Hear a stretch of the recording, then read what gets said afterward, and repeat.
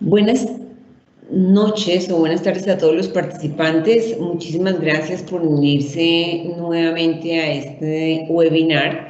En esta ocasión vamos a hablar de los métodos de exclusión de datos atípicos y pues tenemos que partir del concepto de distribución gaussiana para decir, bueno, ¿qué es un dato atípico? El dato atípico está relacionado en general con las distribuciones gaussianas. Pero antes de introducirnos en el tema estadístico, miremos en qué casos puedo yo aplicar métodos de exclusión de datos atípicos. Pues realmente la aplicación es enorme, no solamente en el campo del laboratorio clínico como en este caso, sino que también la aplicación es para cuando tenemos estudios de cualquier tipo en donde tenemos datos que necesitamos cuantificar de alguna forma y aplicar estadística descriptiva de alguna forma. Entonces, por ejemplo, en el laboratorio clínico, cuando yo estoy haciendo la verificación de un sistema de medición y que estoy recolectando información acerca del desempeño en términos de imprecisión o de estimación del sesgo, pues yo voy a recolectar una cantidad de datos y antes de que yo haga mis cálculos y saque unas conclusiones, debo utilizar algún método de exclusión de datos atípicos para identificar si de repente alguno de los datos que hemos recolectado es atípico y no debería incluirlo dentro de mis cálculos estadísticos. Entonces, en ese caso se utiliza. En el caso de determinar, por ejemplo, el valor diana para un nuevo lote de control con un sistema de medición, pues también recolecto aproximadamente 20 datos, pero yo tengo que aplicar primero algún método de exclusión de datos atípicos para estar segura que realmente todos los datos que estoy utilizando pertenecen a esa distribución gaussiana.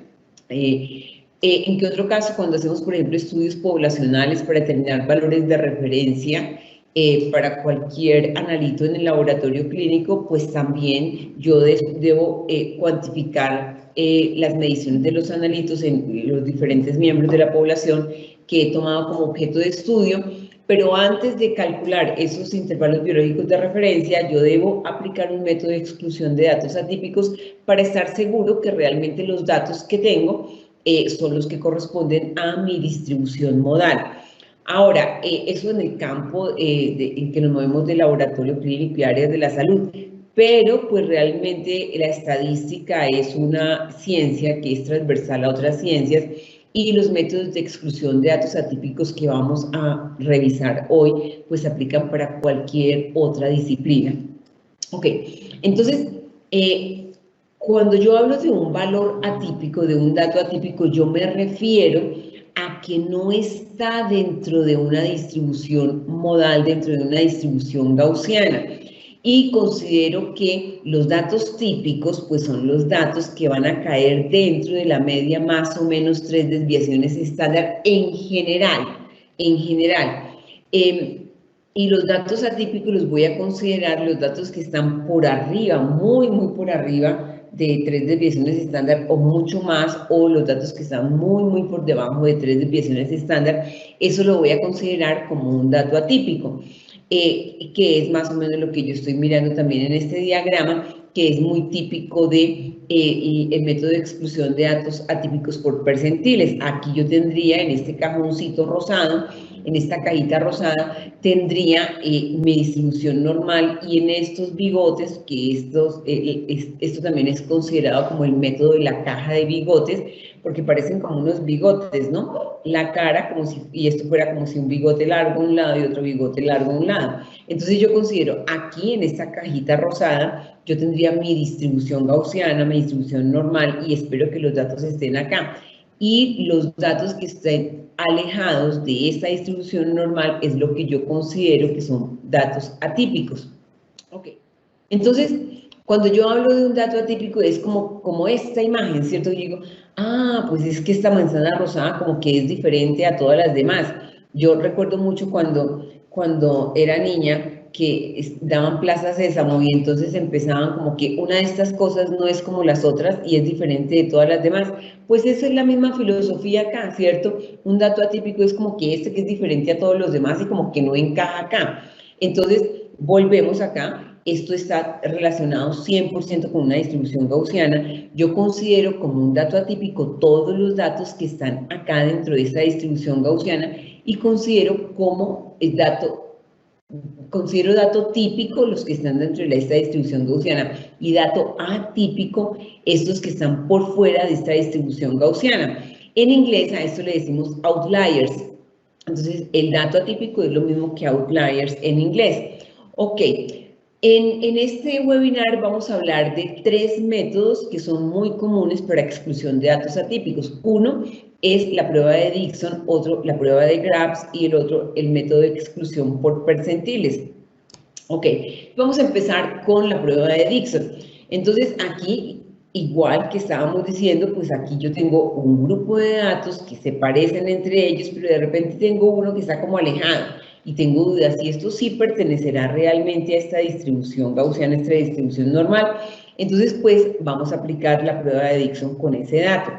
Importante acá, con la prueba de Dickson, entonces yo realmente examino si este valor es atípico, si lo debo rechazar o no, porque considero que no pertenece a esta distribución normal, pero no puedo seguir excluyendo, ¿no? O sea, lo hago por una sola vez. Ok, entonces aquí, representado en la distribución gaussiana, es lo que hemos venido diciendo. Yo tengo unos datos acá que están dentro de esta distribución gaussiana y tengo uno que me genera duda y digo, voy a ver si este realmente lo debo rechazar porque no está dentro de esta distribución gaussiana o no. Ok, entonces, ¿en qué consiste el método de exclusión de Dickson? Aquí, entonces, lo que yo hago es que ordeno los datos de menor a mayor, como en el colegio, ¿cierto? Como en la fila del colegio, de menor a mayor en orden de estatura, aquí en fila india, de menor a mayor. Entonces, tendré X1, X2, X3, X4, X5, hasta Xn, ordenados de mayor a mayor, de menor a mayor. Y yo tengo que calcular aquí el valor Q experimental. El valor Q experimental lo voy a calcular con esta fórmula. En el numerador, aquí yo voy a tener entonces el valor de X2 menos X1. El valor de X2 menos X1 es el que le sigue al menor menos el menor. Y lo voy a dividir en el xn, es decir, el valor mayor menos el x1, es decir, el mayor menos el menor es lo que voy a tener acá. Y si yo quiero determinar si el dato atípico es el dato mayor, entonces la fórmula sería el xn, que es este caso, menos el xn menos 1, que sería el que estuviese acá.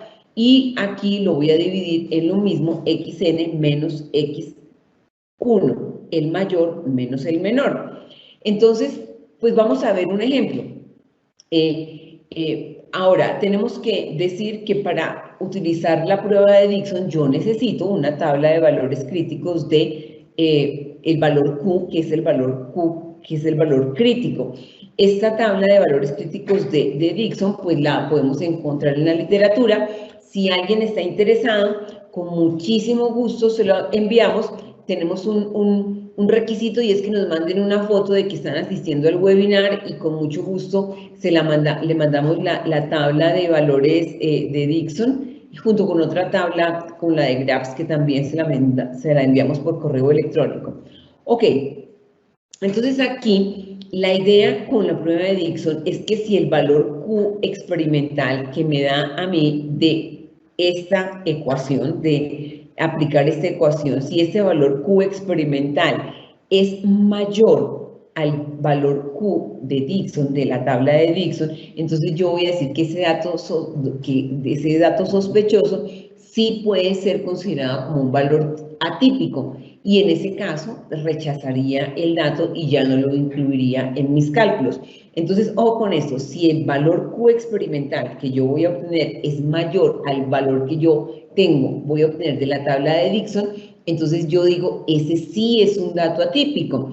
En general yo parto de una hipótesis nula. La hipótesis nula dice que no hay diferencia significativa entre el valor sospechoso y el resto de ellos. Pero yo voy a rechazar esa hipótesis nula si el valor Q experimental es mayor al valor Q crítico que yo obtengo de la tabla de Dickson. Ok, vamos a hacer el ejercicio con estos 5 daticos para que nos quede más fácil aplicarlo. Entonces acá tengo 5 datos. Entonces lo primero que yo hago es que los ordeno en fila india, de menor a mayor. Tengo aquí 485, 618, 628, 649 y 669. Entonces vamos a imaginar que este dato es el de dato 485 y vamos a hacer el ejercicio. Dijimos que el valor Q experimental es igual a x2 menos x1, es decir, 618 menos 485, dividido en xn menos x1. Xn es 669 y x1 es 485. Entonces, el valor Q experimental será el resultado de esta división. Al resolver esto, háganlo por favor ustedes, ¿sí? Al resolver esto me da que el valor Q experimental es 0.722. Y entonces yo este 0.722 voy y lo comparo acá. La flechita tiene que llegar acá la flecha a 0.6423. Se me corrió la flecha acá. Entonces, ¿qué estoy obteniendo acá? Estoy obteniendo que, en efecto, el valor de Q experimental 0.722 es superior, es mayor al valor Q de la tabla de Dickson. Entonces, yo en este caso concluyo que 485 sí es un dato atípico y que lo debo eliminar de mis cálculos en este caso. Ok, entonces, pues esto es lo que yo tengo con el método de Dickson. Vamos a hacer otro ejemplo. Yo tengo un grupo de personas, 12 personas que tienen esta estatura. Si yo quiero aplicar la prueba de Dickson, entonces lo primero que debo hacer es ordenar los datos de menor a mayor. En este caso, es la estatura, el menor valor es 1,50 y el mayor valor es 1,90. Entonces ahora yo quiero mirar si este 1,50 es un dato atípico o este 1,90 es un dato atípico.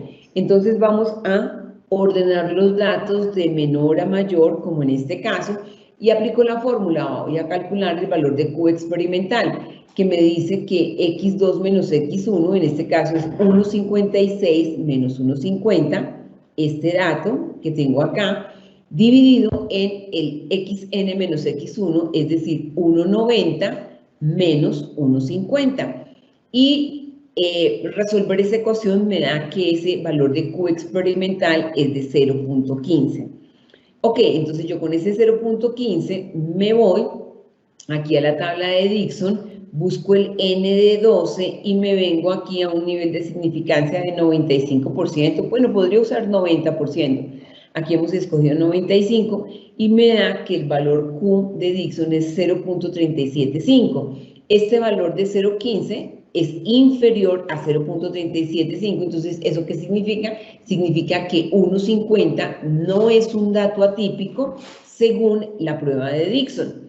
Ahora vamos a mirar si 1,90 es un dato atípico. Entonces aplico la fórmula xn menos xn menos 1, es decir, 1,90 menos 1,71, y lo divido otra vez en xn menos x1, que es 1,90 menos 1,50, igual que en este caso. Esto me da este valor y al resolverlo me da 0.48. Cuando yo miro 0.48 sí es mayor a 0.375. Es decir, que 1,90, según la prueba de Dickson, sí es considerado un dato atípico. Y entonces, para algún cálculo específico, yo tendría que eliminar este dato porque no está dentro de esa distribución gaussiana. Esa es la prueba de Dickson. Ahora, vamos a ver la prueba de Grams. La prueba de Grams es muy conocida y de hecho es la que recomienda la CLSI en la guía de verificación de estimación estimación del sesgo, verificación de la precisión, la EP 15A3. Ellos recomiendan es usar la prueba de Grams para determinar si hay valores atípicos, valores o datos atípicos. Es muy fácil también. Lo que yo hago acá es establecer los límites de Grams. Yo voy a tener un límite inferior y un límite superior. ¿Cuál es la fórmula? Pues los límites de Grams van a ser igual a la media, más o menos, el factor de Grabs multiplicado por la desviación estándar que he obtenido de la población de datos. Vamos a mirarlo con este mismo ejemplo de estas 12 datos que corresponden a la estatura de 12 personas. Yo calculo la media, ustedes lo pueden hacer, ¿sí? Al calcular la media acá, esto me da 1,64 y calculo la desviación estándar que me da en este caso 0,11. Aquí pues está el ejercicio completo para determinar la desviación estándar, cómo la determino. Y acá tengo esos dos valores. Como veía yo aquí, ¿cuáles son los ingredientes que necesito para calcular los límites de Grabs superior e inferior? La media, el factor de Grabs y la desviación estándar. Vamos a empezar por la media y la desviación estándar. Cojo todos los datos, calculo la media y calculo la desviación estándar y ya tengo dos de los ingredientes. Ahora me falta el tercer ingrediente. El tercer ingrediente es el factor de Grabs. El factor de Grabs también lo obtengo yo de una tabla de valores estadísticos, la tabla de Grabs, y también se parece también a la tabla de Dixon según el número n de datos. Por ejemplo, en este caso son 12 datos y el factor de Grabs entonces es 2.636. Entonces ya tengo pues realmente todos los insumos, la media, el factor de Grabs y la desviación estándar. Media 1,64, desviación estándar 0,11 y factor de Grabs 0.636. Entonces ahora pues aplico la fórmula que me dice el límite de Grabs es igual a 1,64, que es la media, más o menos 2.636, que es el factor de Grabs, multiplicado por la desviación estándar, que es 0.11. Al resolver esto, 1,64 menos 2.636 por 0.11 es 0.29, y me da que el límite inferior del factor de Grabs es 1,35.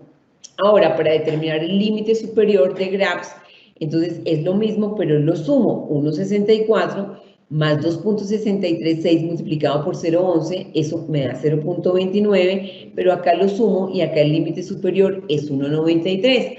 Ahora, el límite inferior es 1,35 y el límite superior es 1,93. Lo que yo veo es que no tengo ninguno de estos datos está por debajo de 1,35 y tampoco ninguno está por arriba de 1,93. Entonces, según la prueba de Grabs, en este mismo grupo de datos yo no tengo ningún dato atípico, ningún valor atípico. Ustedes estarán pensando, pero por Dixon sí, ¿cierto? Sí, es verdad, por Dixon sí, pero por Grabs no. De hecho, pues, ¿cuál recomendaría más? Pues de pronto, por ejemplo, la CLSI recomienda Grabs y no Dixon, ¿no? Pero se podrían utilizar cualquiera de los dos. Y tenemos el método de exclusión por percentiles. A mí me gusta el método de exclusión por percentiles. Entonces, ¿esto de qué se trata? Aquí se trata de que yo tengo una distribución normal que yo estoy representando acá entre el cuartil 1 y el cuartil 3. Entonces, yo me tengo que imaginar acá, este límite acá, me está delimitando el límite de la cola de la distribución, y yo me imagino que tengo una distribución gaussiana de este tipo acá y que aquí baja acá y la cola de la distribución llega hasta acá. Entonces, para eso yo tengo que identificar tres cuartiles, pues básicamente dos, el cuartil 1 y el cuartil 3. Pues el cuartil 2 corresponde a la media y yo tengo que aplicar una fórmula en donde, utilizando el cuartil 3, voy a determinar los datos atípicos de primer grado por exceso o de segundo grado por exceso. Y utilizando el cuartil 1, voy a determinar los valores atípicos de primer grado por defecto y los valores atípicos de segundo grado por defecto. Entonces vamos a ver cómo funciona esto. Ok, para recordar y para quienes no lo tienen en su mente, ¿qué es un percentil? Un percentil es una medida estadística de localización. De hecho, los percentiles están dentro de las categorías de los tiles. Y los tiles pueden ser percentiles, deciles, quintiles, cuartiles. Entonces, lo que se hace acá es que se divide la población en n tiles iguales. Si yo hablo de percentiles, cojo la población de datos y la divido en 100 partes iguales.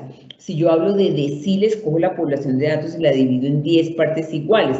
Si yo hablo de quintiles, cojo la población y la divido en 5 partes iguales. Y si hablo de cuartiles, como en este caso, cojo la población y la divido en 4 partes iguales. Entonces aquí yo tengo el cuartil 1, que pues por las siglas en inglés lo llamo Q1, el cuartil 2, que corresponde a la mediana o la media, si es una distribución normal, y el cuartil 3. Al tener esos 3 cuartiles, pues yo tengo aquí un 25% de los datos está acá. Entre el cuartil 1 y el cuartil 2 tengo el otro 25% de los datos. Entre el cuartil 2 y el 3 tengo el otro 25% de los datos. Y por arriba del cuartil 3 tengo el otro 25% de los datos.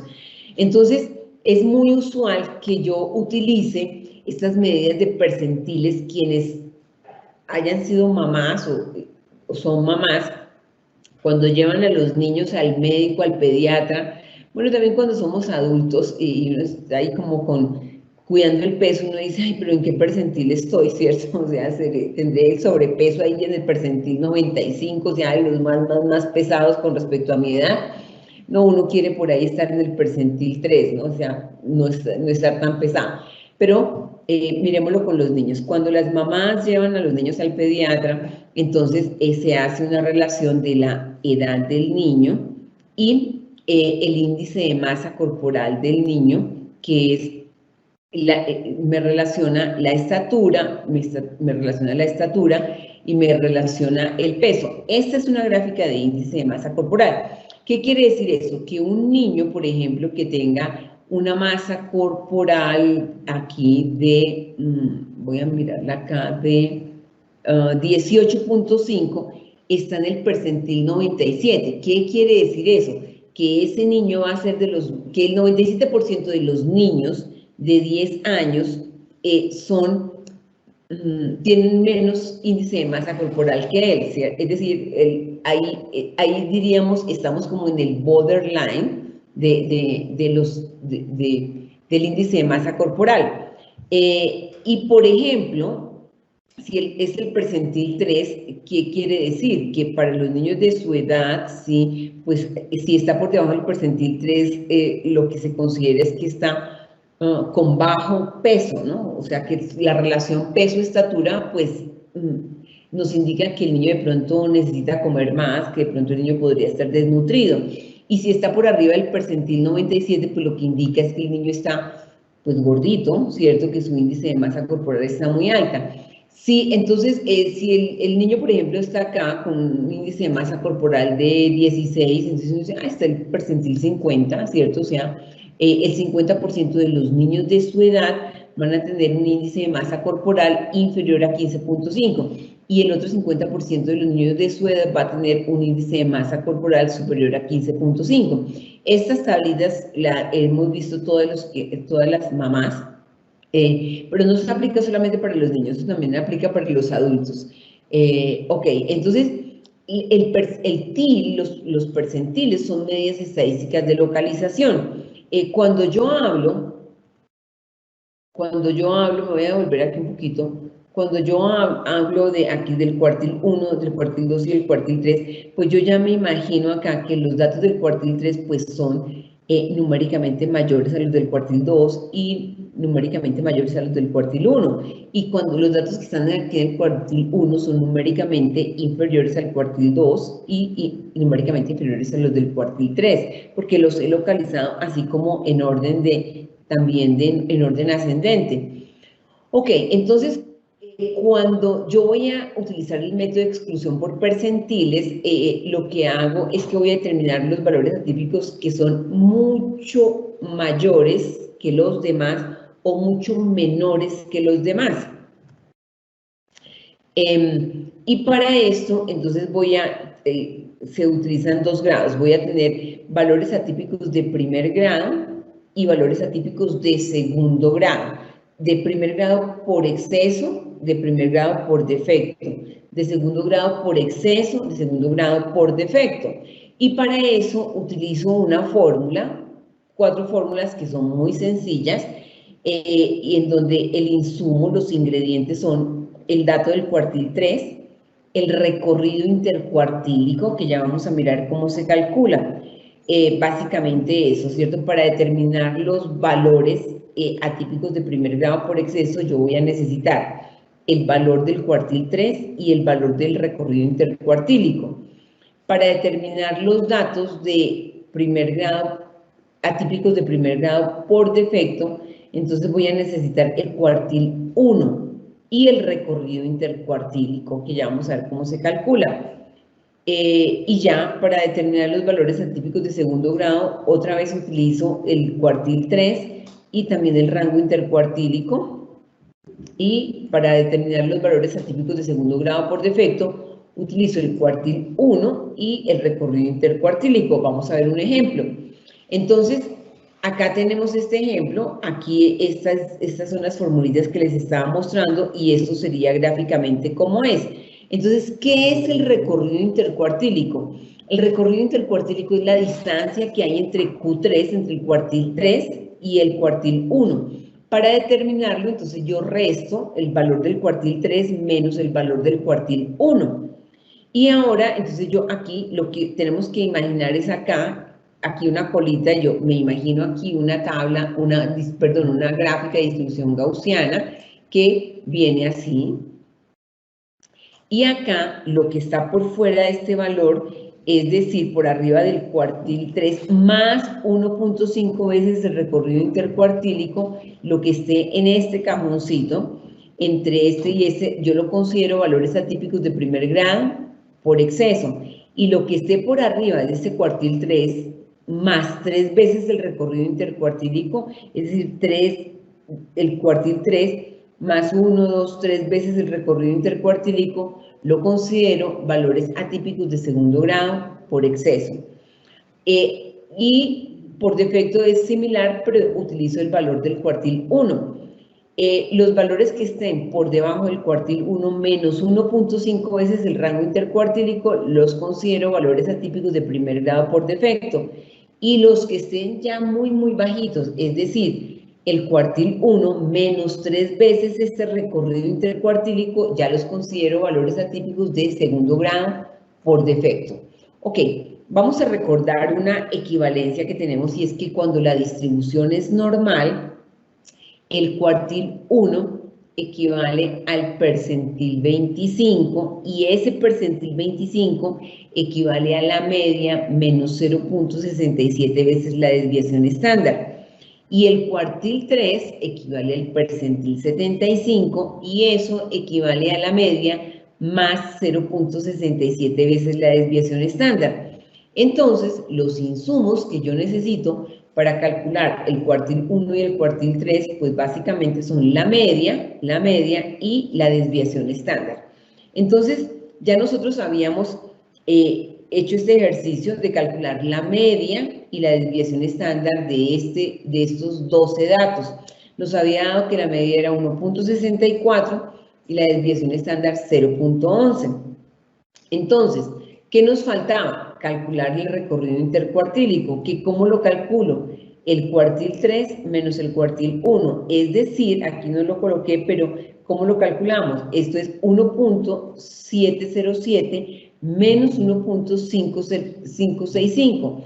El resultado de restar 1.565 de 1.707 es 0.142. Si lo dejo con dos cifras decimales, me queda que el recorrido intercuartílico es igual a 0.14. Y ahora pues ya tengo los insumos necesarios para aplicar esta fórmula, que me dice que los datos atípicos de primer grado por exceso van a ser iguales al cuartil 3 más 1.5 veces el recorrido intercuartílico. Ya sé, he calculado que el cuartil 3 es 1.707, para dejarlo con dos cifras decimales aproximo, y me deja 1.71, más 1.5 veces el recorrido intercuartílico multiplicado por 0.14, que es el recorrido intercuartílico, me da 0.21. Cuando resuelvo esta ecuación, me da que este valor es de 1.92. Ahora voy a determinar el valor de Q1 menos 1.5 veces el recorrido intercuartílico. Pues tomo un Q1 que es 1.565, lo dejo con dos cifras decimales, 1.56 menos 1.5 veces el recorrido intercuartílico, que es 0.14. Cuando resuelvo esto, 1.56 menos 0.21 me da 1.35. Ahora, quiero saber cuáles son los valores atípicos de segundo grado por exceso. Entonces, aplico la fórmula, otra vez el cuartil 3, que dijimos es 1,71, más 3 veces el recorrido intercuartílico, que es 0,14, 3 por 0,14 me da 0,42, y al sumarlo con el cuartil 3 me da que es 2,13. Es decir, que todos los valores que estén por arriba de 2,13 van a ser considerados de datos atípicos de segundo grado por exceso. Y los datos atípicos de segundo grado por defecto van a ser los que resulten de Q1, es decir, el cuartil 1, 1.565, menos 3 veces 0.14, que es el recorrido intercuartílico. Al resolver esta ecuación, me da que este valor es de 1.14. Ahora, si yo ya quiero graficarlo, pues esto es lo que yo tengo acá. Aquí me dio 1,92 y 2,13. ¿De dónde saqué esto?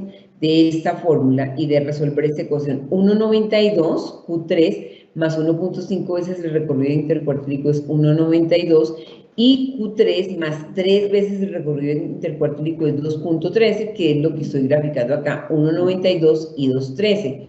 Y estos valores, 1,35 y 1,14, ¿de dónde me salieron? De aplicar esta fórmula.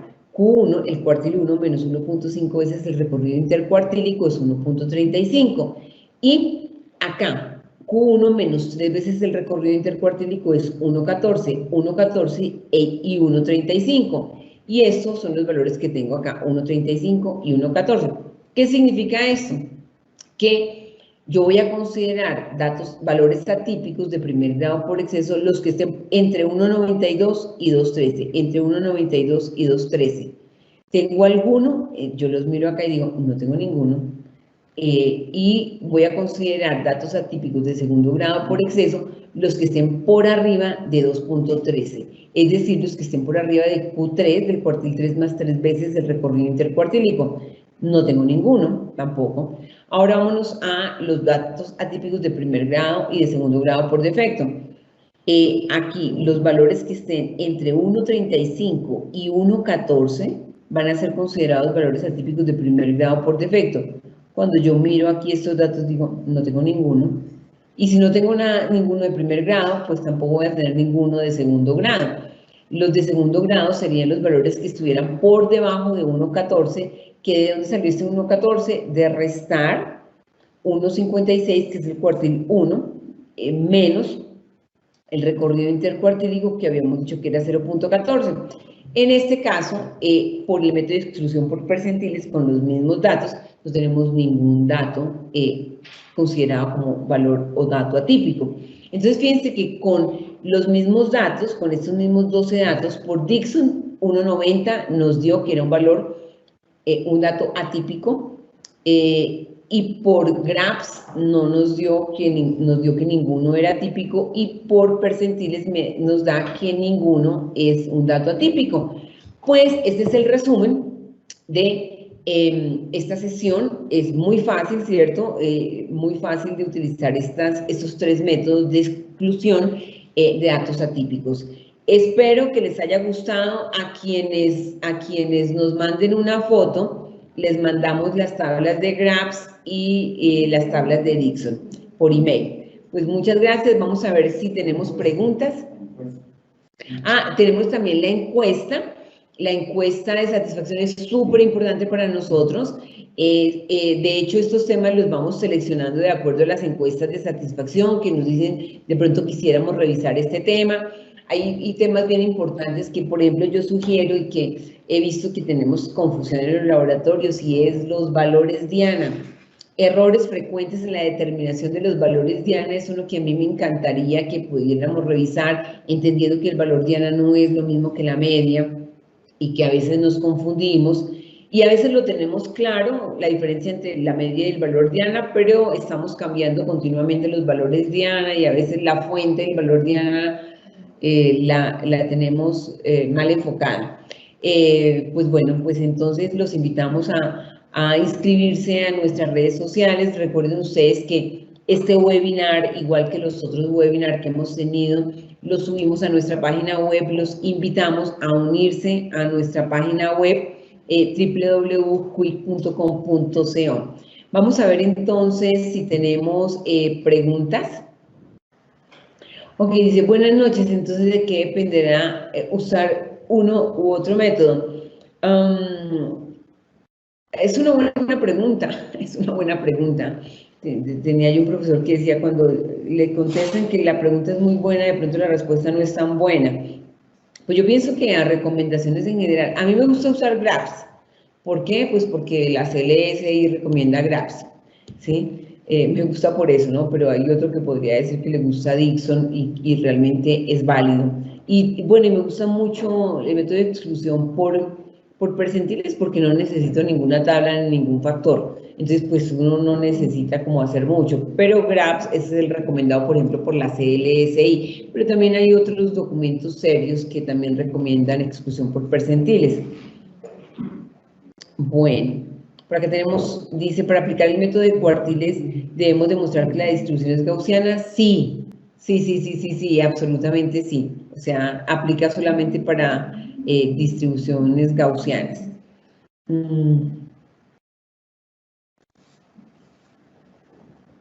¿Puede explicarnos nuevamente cómo calculó el RIC? Sí, claro que sí. Vamos a explicar cómo calculamos el RIC. El recorrido intercuartílico es este. Entonces voy a agregarle acá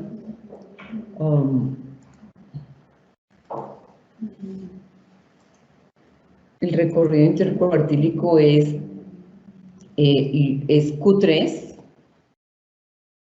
menos Q1 y así. Y entonces con este ejemplo concreto, que tenemos acá, pues Q3 menos Q1 es igual a 1.71 menos 1.56. Entonces, los que tengan ahí sus calculadoras, yo también lo voy a volver a hacer. 1.71 menos 1.56 me da 0.15. Bueno, ahí me dio 0.15, pero es porque no estoy usando todas las cifras decimales, pero básicamente es eso. Utilizo el cuartil 1 menos el cuartil 3 menos el cuartil 1, es decir, el recorrido intercuartílico es esta distancia.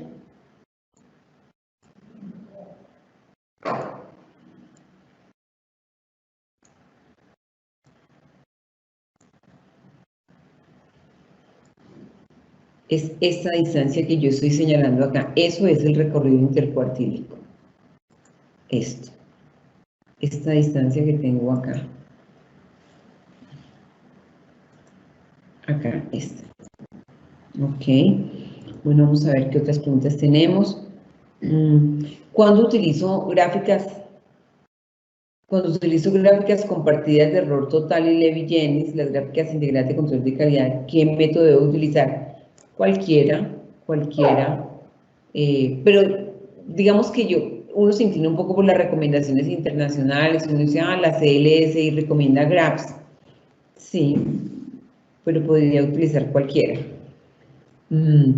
Otra pregunta que tenemos acá dice, ¿estos filtros deben aplicarse cuando se está fijando la media en las gráficas de Levy-Jennings? Sí, la respuesta es sí, absolutamente sí, porque si voy a calcular la media con un dato atípico por allá, entonces esa media va a ser una falsa media, ¿cierto? Y me va a confundir todos, y si voy a incluir ese dato atípico para determinar mi desviación estándar, pues me va a llevar a tomar decisiones equivocadas. Según entiendo, si tengo la regla 1.3S como regla de control y rechazo este o estos valores al tener datos dentro de más o menos 1.3S, ¿habría aún datos atípicos? No, en general si tengo los datos dentro de más o menos 3 desviaciones estándar, pues no voy a tener datos atípicos porque, como estaba diciendo, realmente los datos atípicos son los que están por fuera realmente de esto, ¿no? Entonces yo me imagino una distribución gaussiana y realmente como veíamos acá, por ejemplo, en esto que me asemeja, pues me establece la comparación entre una distribución gaussiana y los percentiles. Entonces, realmente yo aquí tengo el percentil 2.5 y aquí el percentil 97.5. Este rango de la media más o menos 2 desviaciones estándar corresponde más o menos al 95% de decisión. Entonces, esto es más o menos 2, más o menos 3, pues estará como, la verdad no me lo sé, pero debe ser como percentil 1 y percentil 99, más o menos 3 desviaciones estándar. Si está dentro de más o menos 3 desviaciones estándar, seguramente no va a ser considerado un dato atípico, porque es que para que sea considerado un dato atípico, por percentiles, miren, pues tengo que, ¿cierto? Tiene que estar en el cuartil 3 más 1.5 veces el recorrido intercuartílico, bien arriba, o el cuartil 1 menos 1.5 veces el recorrido intercuartílico, es decir, bien abajo. Entonces, seguramente cuando yo tengo un dato que está entre más o menos 3 desviaciones estándar, pues yo no lo voy a considerar un dato atípico. Cuando se refiere a efectos, es porque está por debajo del nivel. Ay, no entiendo. ¿Será que estamos hablando de efectos por millón de oportunidades? No entiendo. Cuando se refiere a defectos, ¿es que está por debajo del nivel? No entiendo la pregunta. Segundo grado. Segundo grado por defecto lo que quiere decir es que, que es muy bajito, no es un defecto, sino que es que está muy, porque el dato es muy bajito. Miremos, a ver, lo explico acá. Miren, aquí son los datos son datos atípicos de primer grado por defecto, es decir, que son datos, valores bajos.